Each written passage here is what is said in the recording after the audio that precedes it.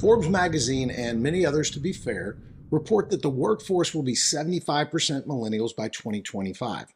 I've also seen enough data that disputes this to say, okay, millennials may not be 75% by 2025, but surely millennials and Gen Z together will.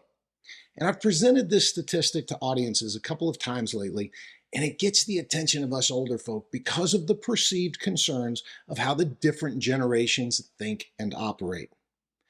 Then I present this slide to them to see if they can guess which generation is represented by which party.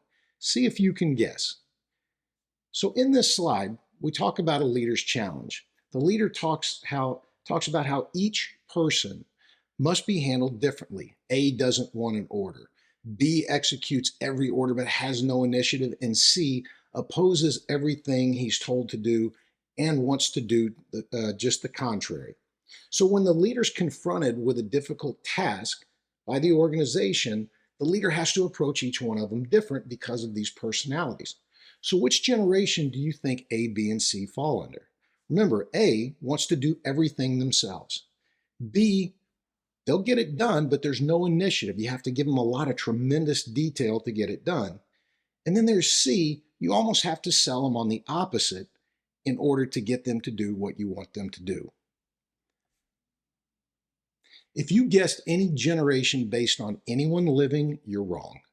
This book was actually it was published in 1933, and it was a World War I German general's assessment of his most senior commanders. And the point this drives home for me is that we spend so much time and energy focusing on differences and trying to categorize people based on one characteristic that we fail to see the similarities and the commonalities across the board. It's simple. Business is business, and people are people, and no two people are exactly alike.